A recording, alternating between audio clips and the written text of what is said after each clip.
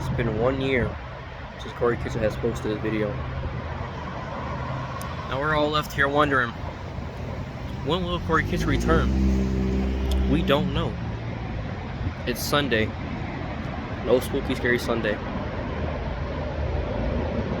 Let's go record one.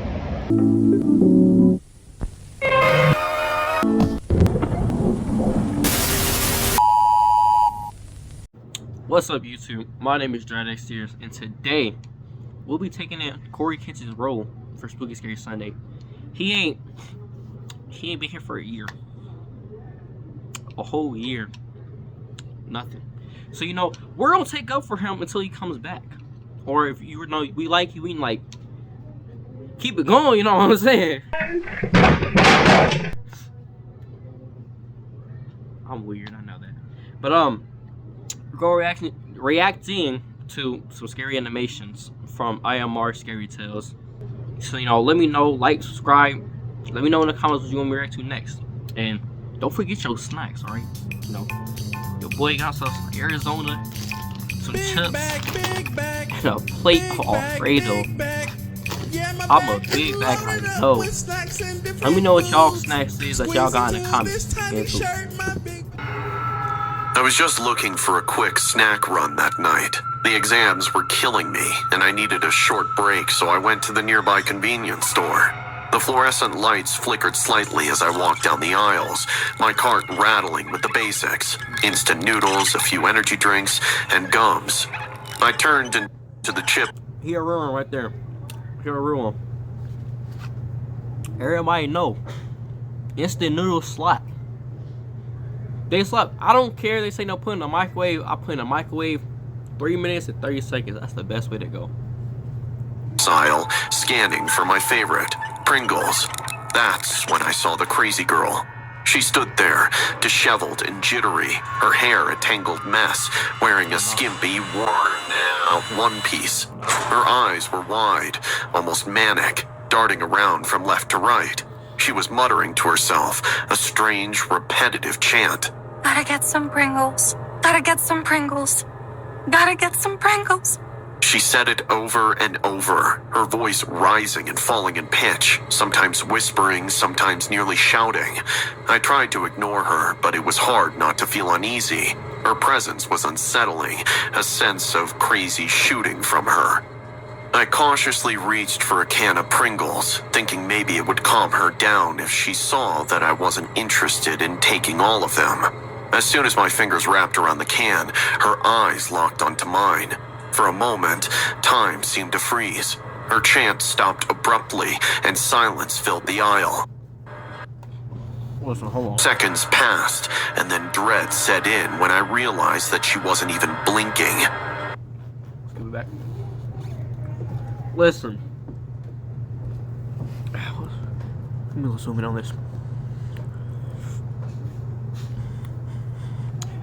Listen. That hair ain't it. My mom, she do hair. My sister do hair. You feel me? Go hit them up. Cause that's not it right there. You don't even get me started on them buck teeth. You walking around trying to get some Pringles while you got a mouth looking like SpongeBob. You got no meat on your body. No meat at all. Let's pay no attention to that notification, alright? But no meat on your body. Look at this.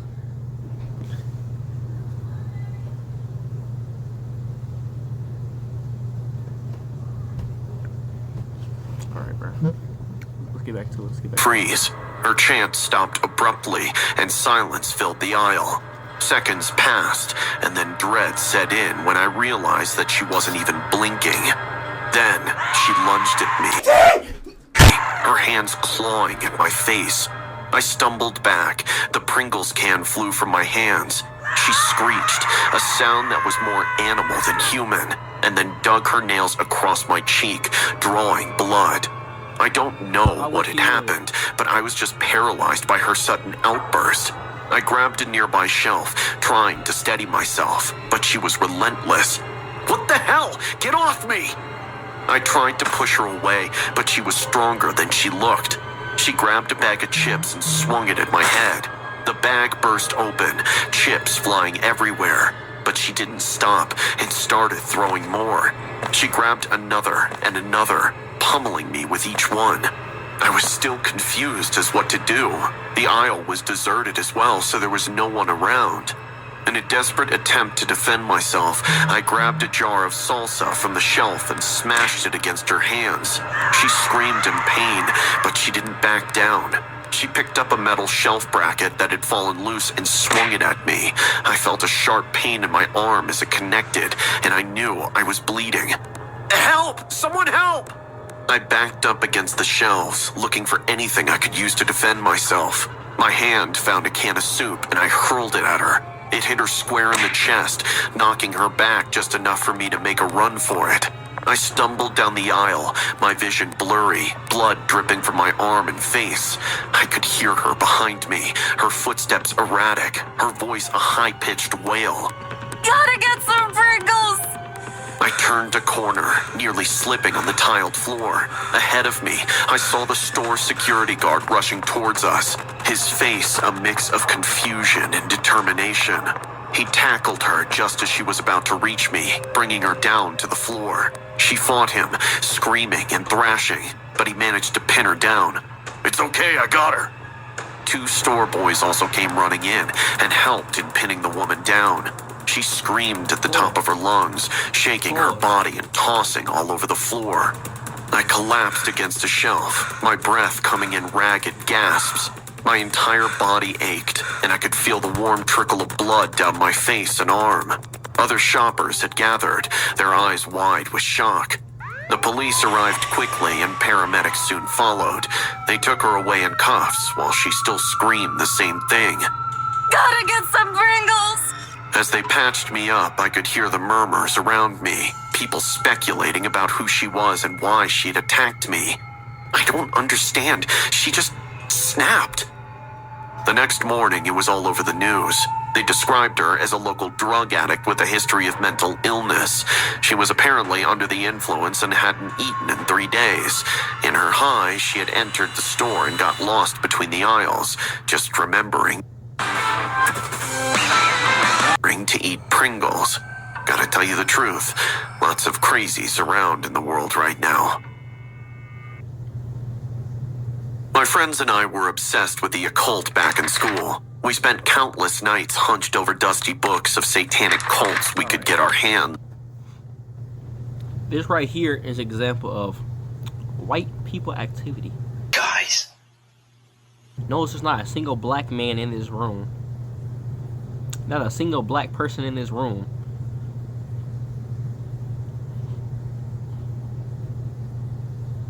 White people activity. See, like, every group needs one black person to smack some sense into y'all. All three of y'all in here doing some satanic activity. Y'all, whatever comes to you, you deserve. You just deserve it. On the web, seeking the thrill. It was Jimmy who discovered the bizarre fact about the founder of Pringles, whose ashes were buried in a Pringles can. To us kids trying to avoid homework, sounded like the perfect setup for a seance. One Friday night, we gathered in Jimmy's basement when his parents were out. The place was dimly lit by flickering candles, the air thick with the scent of incense. An old Ouija board lay on the floor between us, next to a can of Pringles. The ritual was Jimmy's idea. He claimed he found it in an ancient grimoire online. We each took turns eating a Pringle, then placed the can in the center of our circle. We joined hands, the atmosphere electric with anticipation. Spirits of the beyond, we summon thee. We seek the spirit of Frederick Bauer, creator of Pringles. Reveal yourself to us. His voice echoed through the basement. For a moment, nothing happened. We had tried these online rituals before, and they were usually a hogwash. But just as I was about to laugh it off, a chill ran down my spine. The candle flames flickered violently, casting twisted shadows on the wall. Frederick Bauer, show yourself! The Ouija board's planchette began to move, spelling out words we couldn't understand. The temperature suddenly dropped, and a low, guttural growl filled the room. Suddenly, the Pringles can toppled over, rolling towards me as if pushed by an unseen hand. Guys, this doesn't feel right. Before I could finish, the lights went out. The basement was plunged into darkness. The only sound, our panicked breathing. Then, the haunting began. The first instance was subtle. We heard whispers, incomprehensible and eerie, echoing through the basement. At first, we thought it was just our imaginations, but when the whispers turned into wailing of a woman, we knew something was horribly wrong. We need to end this now! He tried to close the seance, but the Ouija board wouldn't cooperate. The planchette moved on its own, spelling out no over and over. Suddenly, Jimmy was thrown across the room, his body slamming into the wall with a sickening thud. He groaned, struggling to stand. As we ran for the door, the basement door slammed shut. An invisible force yanked at my hair, pulling me all the way down the stairs back into the basement. I screamed, clawing at the air, but there was nothing to fight against. Jimmy and Sarah grabbed me, pulling me back, but the force was relentless. My scalp burned as clumps of hair were ripped out. Suddenly, Sarah's arm was twisted at an unnatural angle, bones cracking under the pressure of an unseen grip. She cried out in pain, tears streaming down her face. We watched in horror as dark bruises formed on her skin. We need to get out of here! We scrambled towards the basement door again, but it wouldn't budge. The candles reignited on their own, their flames turning blue. Slowly, we saw 4 to 5 shadows walking across and slowly merging into a dark, humanoid figure, its eyes glowing white. It lunged at us, passing through Jimmy's body. He convulsed, his eyes rolling back as the spirit seemed to possess him. You cannot escape.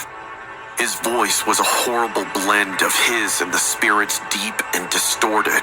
He grabbed Sarah by the throat, lifting her off the ground. I tackled him, breaking his grip, but the spirit was still inside him, fighting back with inhuman strength. In the chaos, Sarah found a discarded crucifix among the occult items. She held it up, chanting a prayer through sobs. Strangely, it worked. The spirit recoiled, and Jimmy collapsed, the dark figure coming out and dissipating into the air. The 3 of us rushed to the door again, and this time it opened. We managed to drag Jimmy to his dad's car, tying him to the seat with the seatbelt. Something told us that it wasn't safe to be in the house. Jimmy was still thrashing and screaming, the spirit's influence still lingering, but he finally calmed down after some time. Exhausted and terrified, we slumped in the car. None of us even knew how to drive, and we didn't think any neighbors would believe us, so we just kept to ourselves. The 3 of us got some sleep till Jimmy's dad knocked on the window to wake us up early next morning. We got out and dropped some excuse, but Sarah glanced at the back seat and froze. The can of Pringles from our ceremony was lying there. It's crazy. I'd been into the... It's crazy, but like I said, that's what they get. I'm glad she found a crucifix and gave us a little prayer, you know. She was a smart one. But still, what happens to them happens to them. That's what they get. Industry as a model for about 2 years and didn't really have many friends. I had few work friends, or the ones I would meet on shoots after months. Since I'm... Oh my god, oh hell no, man, what the fuck, man? I would've hit your ass. So when Josephine invited me for a road trip with her modeling friends, I said yes. Josephine was one of the hottest things in the industry. Affairs with a late-night show host, hooking up with millionaires, posh brands. She had it all. Of course I wanted to be friends with her. She picked me along with her friend Melanie and Claire, and we left for a road trip to Joshua Tree to escape the mundane and indulge in magic mushrooms. We only stopped once to fill gas. I bought a can of Pringles and some beer before we were on our way. After only about an hour of reaching Joshua Tree, we started tripping. Beyond the initial euphoria, the world around me suddenly morphed into a kaleidoscope of vibrant colors and shapes. Everything was magical. My hands were suddenly fluffier. Melanie's voice suddenly started sounding like that of a man, and Josephine's eyes went red, while she started swinging her body like a pendulum while standing. It was fun, until the munchies hit us like a freight train. Josephine rummaged through our supplies only to discover that our snacks were missing. We looked as well, but all that I could see were vibrant red skies and waves in the distance, which were getting bigger. Panic set in as we realized that the only thing left was a single can of Pringles in the car. It wasn't enough. Josephine? Where did you put the snacks? Josephine's eyes widened, her pupils dilated. She stared at me blankly, and I could see her grip on reality slipping. I thought you had them, Adele. A wave of annoyance surged through me. My voice took on an accusatory edge. You were in charge of the snacks. The tension in the air thickened. Melanie and Claire sat quietly, their eyes darting between Josephine and me, sensing the brewing storm. Josephine's face twisted in a mix of hallucinations and anger. The drugs had heightened all of our emotions, and I could see Josephine's mental stability teetering on the edge. Don't blame this on me. Like you're always so perfect. Adele, so damn perfect. What are you even talking about? They're picking you for the Gucci campaign, bitch. Tony thinks I lost the X Factor. Can you imagine? Dropping me. A literal legend. For you. Bitch, you can't even model. Before I could react, she suddenly lunged at me. She snatched the Real bitch. No, you're not gonna call me no bitch, because I'm not none of these ones. I'm gonna whoop your ass, 'cause I'm not none of them. So fell to the ground, dazed. Get off me, you lunatic. The desert spun around me, my vision blurring. I could hear Melanie and Claire shouting, but their voices seemed distant, like echoes in a canyon. Josephine continued her assault, her hands clawing at my face. I felt her nails dig into my skin, ripping and tearing. Blood ran down my cheeks, mixing with my tears. Stop! Josephine, please! But she was lost in her own world, her actions fueled by a dangerous mix of drugs and latent rage. As I struggled, the world shifted. My hallucinations morphed Josephine's face into that of a Pringles mascot, a twisted caricature grinning down at me with malevolent glee. No, this isn't real. But the pain was real. The terror was real. I fought back, trying to push her off, but she was relentless. She grabbed a rock, raising it high above her head. I closed my eyes, bracing for the impact. In a surge of adrenaline, Melanie and Claire managed to pull her off me. I gasped for air, my body trembling. They dragged her to the car, shoving her inside. Josephine screamed and thrashed, but they managed to tie her to the seatbelt, securing her in place. Adele? Are you okay? I nodded weakly, my head throbbing, my vision still hazy. Blood dripped from the wounds on my face. We need to wait until she calms down. We sat in silence, the only sound Josephine's ragged breathing and the distant call of coyotes. Slowly, the effects of the drugs began to wear off. Josephine slumped in the seat. The mushrooms must have triggered something in her. We need to get help.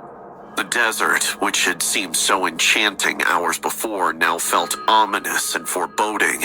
I knew that I had to see a doctor soon, praying that Josephine's attack wouldn't leave scarring on my face.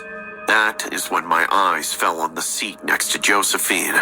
There, partially hidden under a blanket, was the bag of snacks we had been searching for. A tear escaped my eye as I got in the car and we left. That's the end of the video. Make sure you guys like, subscribe. If you enjoyed, let me know in the comments and we'll do another one. Peace.